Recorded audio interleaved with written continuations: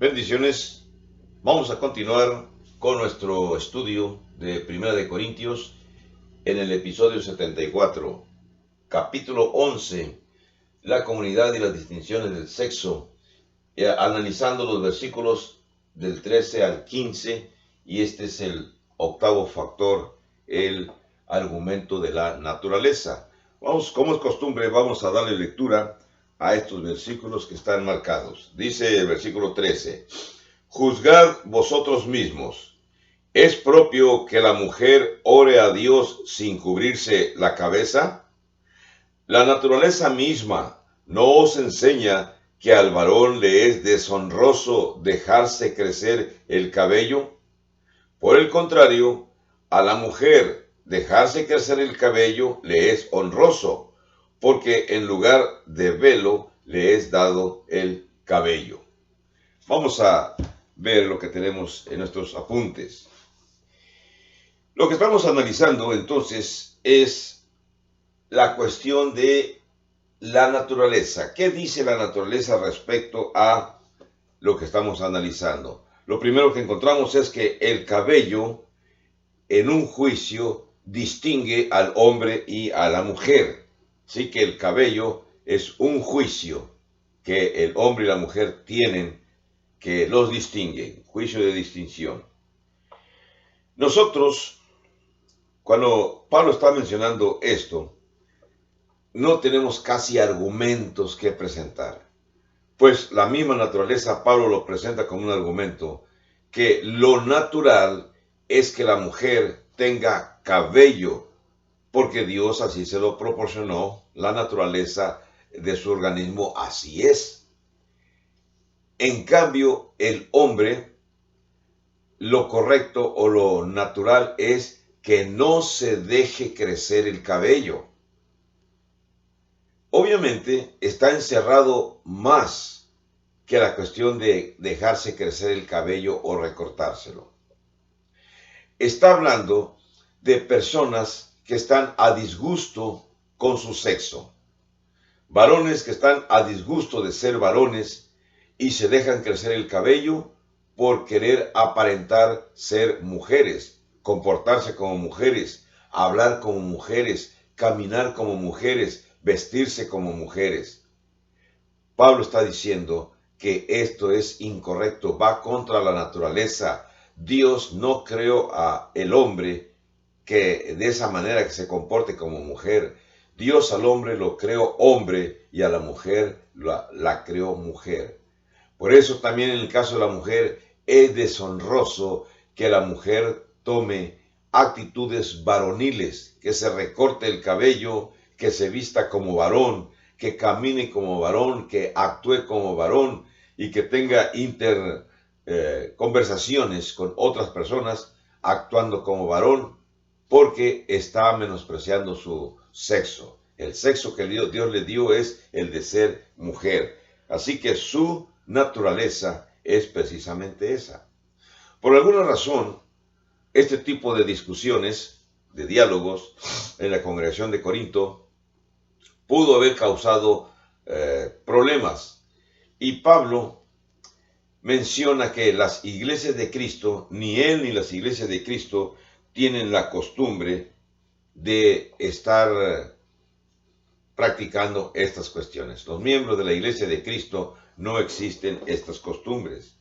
Incluso en el versículo 16, dice Pablo, presenta un punto más. Déjenme ver aquí lo que dice en el punto 9, que tengo en mis notas. Dice el verso 16, dice: con todo eso, si alguno quiere ser contencioso, nosotros no tenemos tal costumbre ni las iglesias de Dios.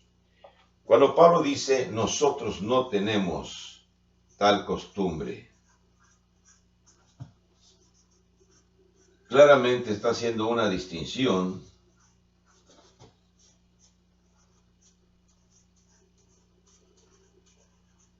de los miembros de la iglesia en comparación con algunos sectores de la población en general, de la sociedad en general, los grupos que defienden su derecho de comportarse como ellos quieran, o lo que es mal llamado el tercer sexo. No existe el tercer sexo. Es una creación humana, un pensamiento, una filosofía, una conducta creada por la humanidad, no creada por Dios. Por eso él enfatiza y dice, nosotros, la Iglesia de Cristo, no tenemos ni practicamos tal costumbre. Si otras personas lo hacen, tienen la libertad, infortunadamente, de hacerlo, pero sepan lo que no es la voluntad de Dios. El punto es el siguiente, que la Iglesia tiene que respetar las opiniones de los demás. En pocas palabras, si personas en la sociedad tienen ese comportamiento del versículo 13, 14, 15, no aceptan su propio sexo, la Iglesia no se va a meter en opiniones sobre estas cuestiones. Tiene que respetar las opiniones de estas personas. Que no estemos de acuerdo no significa que no vamos a respetar sus decisiones. Pablo no quiso discutir acerca del tema porque la respuesta del problema, dice Pablo, es obvia. O sea, simplemente las personas están haciendo su voluntad, no la voluntad de Dios. No son miembros de la iglesia, son personas que están fuera de la iglesia practicando estas circunstancias. Rápidamente voy a borrar esto y nos vamos a pasar a un punto más que vamos a iniciar un punto más largo aquí. Me tomó este cambio rápidamente sin haber finalizado esta sección anteriormente, pero no había la oportunidad. No había tiempo en la presentación de los videos, que si se pasan de 25 minutos son más tardados para levantarlos. Encontramos un siguiente abuso. ¿Cuál es el siguiente abuso en la congregación? Vamos a hablar la cuestión del símbolo de la cena.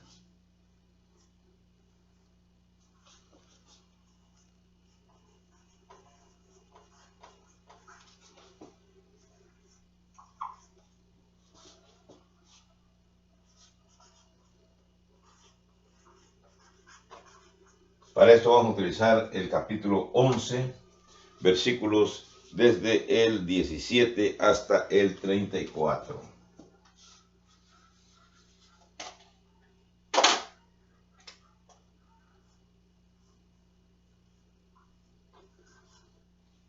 ¿Qué es lo que Pablo nos presenta en esta sección? Le vamos a dar lectura a estos siguientes versículos. Dice el versículo 17 hasta el 34. Pero al anunciaros esto que sigue, no os alabo, porque no os congregáis para lo mejor, sino para lo peor. Pues en primer lugar, cuando os reunís como iglesia, oigo que hay entre vosotros divisiones, y en parte lo creo, porque es preciso que entre vosotros haya disensiones, para que se hagan manifiestos entre vosotros los que son aprobados. Cuando pues os reunís vosotros, esto no es comer la cena del Señor, porque al comer cada uno se adelanta a tomar su propia cena, y uno tiene hambre y otro se embriaga. Pues ¿qué? ¿No tenéis casas en que comáis y bebáis? ¿O menospreciáis la iglesia de Dios y avergonzáis a los que no tienen nada? ¿Qué os diré? ¿Os alabaré? En esto no os alabo. Porque yo recibí del Señor lo que también os he enseñado, que el Señor Jesús, la noche que fue entregado, tomó pan, y habiendo dado gracias, lo partió y dijo: tomad, comed, esto es mi cuerpo, que por vosotros es partido, haced esto en memoria de mí. Asimismo tomó también la copa después de haber cenado, diciendo: esta copa es el nuevo pacto en mi sangre. Haced esto todas las veces que la bebiereis en memoria de mí. Así pues, todas las veces que comiereis este pan y bebiereis esta copa, la muerte del Señor anunciáis hasta que Él venga. De manera que cualquiera que comiere este pan o bebiere esta copa del Señor indignamente, será culpado del cuerpo y de la sangre del Señor. Por tanto, pruébese cada uno a sí mismo y coma así del pan y beba de la copa. Porque el que come y bebe indignamente, sin discernir el cuerpo del Señor, juicio come y bebe para sí. Por lo cual hay muchos enfermos y debilitados entre vosotros y muchos duermen.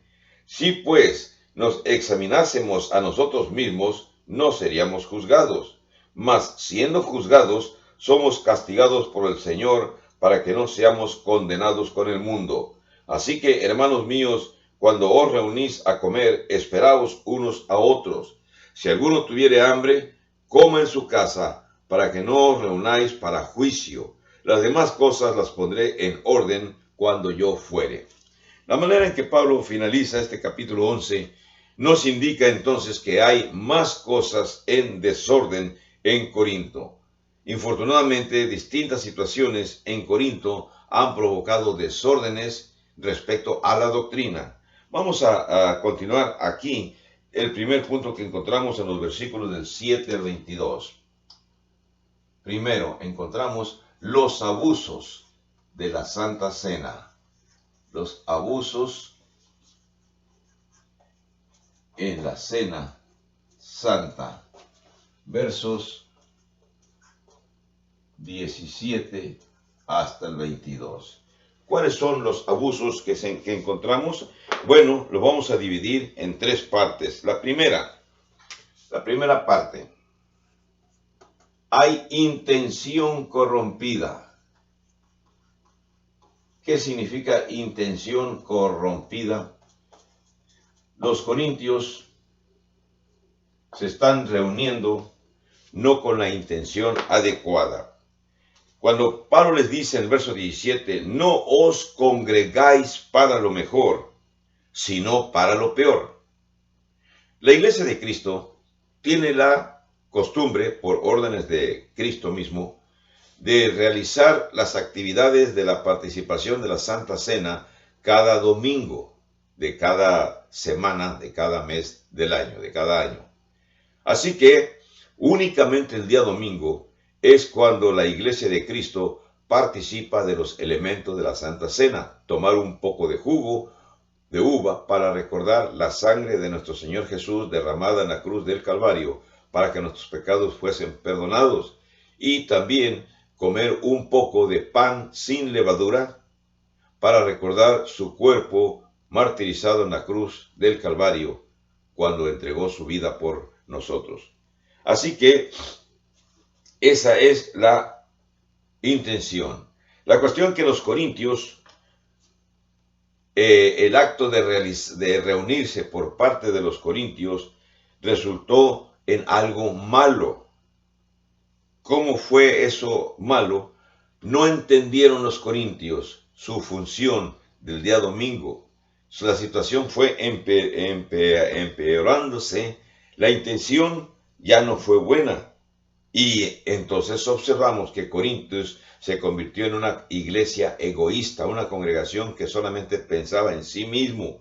Los miembros no pensaban en las instrucciones de los apóstoles, sino que pensaban simplemente en sí mismos. ¿Qué es lo que realizaban ellos? Según dice en los versículos 17 al 22, lo vuelvo a leer para nuestro entendimiento. Dice, pero al anunciaros esto que sigue no os alabo, porque no os congregáis para lo mejor, sino para lo peor. Pues en primer lugar, cuando os reunís como iglesia, que es el día domingo, oigo que hay entre vosotros divisiones, y en parte lo creo, porque es preciso que entre vosotros haya disensiones, para que se hagan manifiestos entre vosotros los que son aprobados. Cuando pues os reunís vosotros, esto no es comer la cena del Señor, porque al comer cada uno se adelanta a tomar su propia cena, y uno tiene hambre y otro se embriaga. Pues ¿qué? ¿No tenéis casas en que comáis y bebáis? ¿O menospreciáis la iglesia de Dios y avergonzáis a los que no tienen nada? ¿Qué os diré? ¿Os alabaré? En esto no os alabo. Aquí tenemos, con estos versículos, la lectura de estos versículos, la actitud de una iglesia egoísta. se reúne nada más para satisfacer su hambre, su situación personal. No le interesa el simbolismo de la Santa Cena. Esta situación, ese abuso que se presenta en el versículo 17, cuando dice, no se reúnen para lo mejor, y todavía fue aún fue peor. Ahora, ¿qué otra cosa encontramos aquí? Encontramos que va a haber, según el versículo 17, encontramos que la situación fue corrompida. Según el versículo 18, vamos a encontrar aquí otra intención, que va a existir el partidismo. Por supuesto que se usa la palabra división, el partidismo, verso 18 y verso 19. ¿Qué dice el párrafo? Nada más en el puro verso 18, dice lo siguiente.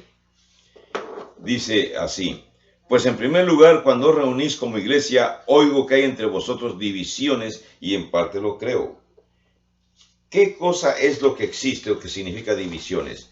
Que hay diferentes bandos en la congregación, que hay pleito en la congregación, que hay fulanitos o hermanas que opinan una cosa y hermanos que opinan otra cosa y no mantienen la unidad en la iglesia. Entonces, el simbolismo de un solo pan, el cual es la iglesia, está perdido. Hubo facciones, hubo sectas, hubo grupos. Y la pregunta que surge aquí es, ¿qué acaso está dividido Cristo? Podemos retomar el capítulo 1, verso 13, y leer la pregunta retórica que Pablo hizo en el versículo 13, capítulo 1. Dice, ¿acaso está dividido Cristo? ¿Fue crucificado Pablo por vosotros? ¿O fuisteis bautizados en el nombre de Pablo? Por supuesto que en la presentación de los primeros capítulos de 1 de Corintios encontramos acerca de las divisiones en que unas personas decían, yo soy del grupo de Pablo, otros decían, yo soy del grupo de Apolos, y otros decían, yo soy de Cefas, y otros decían, yo soy de Cristo, dentro de la misma congregación de Corinto. Infructuosamente, la iglesia se estaba reuniendo, no entendía el significado de la unidad, así como en congregaciones en la actualidad, cuando se reúnen, pero es muy sabido que dentro de esa congregación hay divisiones. Si un grupo tiene un líder y otro grupo tiene otro guía y otro grupo tiene otro guía, y entre ellos están diciéndose cosas inconvenientes. Cuando una iglesia sucede así, prácticamente podemos decirles que está siguiendo el ejemplo de Corinto, provocando la división. ¿Acaso está dividido Cristo? Dice el capítulo 1, verso 13. Algo más que se menciona en el verso 19. Me voy al verso 19. Dice, que se hagan manifiestos entre vosotros los que son aprobados. Verso 19, Pablo dice, es necesario, es preciso que entre vosotros haya esas disensiones, esos desacuerdos, para que se hagan manifiestos entre vosotros los que son aprobados. Significa entonces que no toda la congregación es aprobada. Pablo hace la separación y dice que con esas actitudes se hace manifiesto en las congregaciones los que sí son aprobados por Dios. Aquí podemos sacar una lección para el predicador. ¿Qué lección podemos sacar que sea importante? Bueno, que los problemas, que las facciones en grupos divididos y las contiendas en la iglesia son malas, son negativas. Sin embargo, a pesar de esos problemas, el creyente, el discípulo auténtico, puede demostrar su lealtad a Cristo y su palabra. Esta circunstancia, la de que haya pleitos o disensiones, le va a dar oportunidad a todos para mostrar el ser interior, cómo somos en realidad, cómo somos verdaderamente en la congregación. Entonces Pablo prácticamente dice, qué bueno que haya disensiones, qué bueno que haya desacuerdos, porque así cuando las personas están enojadas sacan a la luz lo que realmente existe en su corazón, y entonces va a haber esas distinciones. Pero el verso 22, en el verso 19, encontramos esas cuestiones de que es necesario que se hagan manifiesto. Déjenme poner aquí como si fuera de esta sección. Y hay otro punto más que están en los versículos del 20 al 22, que es el sacrilegio. ¿Cuál va a ser el sacrilegio que va a estar ahí? Bueno, se va a notar en esos momentos, en los versículos, versos 20 hasta el 22. Vamos a ver cuál es el sacrilegio que están presentando estos cristianos de Corinto. Dice así el texto.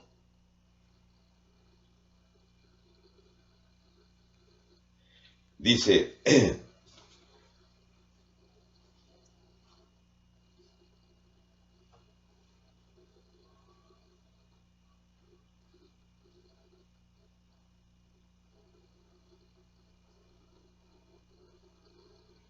versos 20-22. Dice, cuando os reunís, vosotros, esto no es comer la cena del Señor, porque al comer cada uno se adelanta a tomar su propia cena, y uno tiene hambre y otro se embriaga. Pues ¿qué? ¿No tenéis casas en que comáis y bebáis? ¿O menospreciáis la iglesia de Dios y avergonzáis a los que no tienen nada? ¿Qué os diré? Os alabaré, en esto no os alabo. La situación en esta circunstancia es que la iglesia parece que su reunión es una orgía en vez de la cena sagrada que el Señor había ordenado. Hay borrachos, hay egoístas. Se están convirtiendo los de Corinto en un mal ejemplo para el mundo que los rodea, para la sociedad que está en Corinto, para todos los miembros de la ciudad que saben que se reúnen cierto grupo de corintios en un lugar a la cual ese lugar le llaman la congregación o la iglesia de Cristo. ¿Y cuáles las acciones, cuáles son las actitudes? Bueno, borrachos y egoístas. Y Pablo les dice todavía en el verso 22, si tienen hambre, coman y beban en sus casas, pero no vengan a realizar acciones negativas en la iglesia, en la congregación. Hay un grupo de personas en la iglesia de Cristo que son conocidos de otra manera, que usan este versículo para tratar de prohibir la práctica de comidas en el edificio de la iglesia. Pero, como podemos ver, esa aplicación no tiene razón de acuerdo al contexto. O sea, si grupos de la iglesia de Cristo quieren prohibir que haya alimentos en el edificio, basándose en este capítulo 11, verso 22, donde los cristianos no entendían, no es aplicable para que ahora se extraiga o se haga la creación de una nueva doctrina donde se diga que está prohibido comer en los edificios. Los edificios no son santos, los edificios son hechos de material, son santificados cuando estamos dentro del edificio, pero el edificio sí, en su estructura, no es una cosa santa. Es diferente. Cuando estamos dentro, la estamos santificando con nuestra presencia, con nuestras actividades. Pero una vez que salimos de practicar esas actividades, el edificio deja de ser santo. Así que, ¿puede una iglesia de Cristo rentar, por ejemplo, el comedor de un restaurante en un hotel para hacer sus reuniones? Claro que sí. En ese momento en que se está rentando y que se están realizando estas actividades, ese lugar está santificado. Pero una vez que ya dejamos de estar en nuestra reunión dominical en ese lugar rentado, entonces esa cocina o ese comedor en ese hotel deja de ser santo y nuevamente entra la gente del mundo a reunirse ahí, a comer, a convivir, a tomar, a realizar sus prácticas para lo cual fue creado originalmente ese comedor de ese hotel. Entonces, no nos confundamos. Los edificios los santificamos cuando estamos presentes. Así que la mejor respuesta a cualquier error doctrinal es dejar este pasaje en cuestión, dejar que nos enseñe desde su contexto en lugar de nosotros aislarlo y tratar de crear una doctrina. O sea, usted que me oye, sabe que sí hay grupos de la iglesia de Cristo que prohíben consumir alimentos dentro del edificio? Es una mala aplicación del texto, no es una doctrina correcta. En la próxima clase próximo video, vamos a hablar acerca de, continuar hablando acerca de la cena, lo sagrado de la Santa Cena. Que tenga bendiciones. Hasta luego.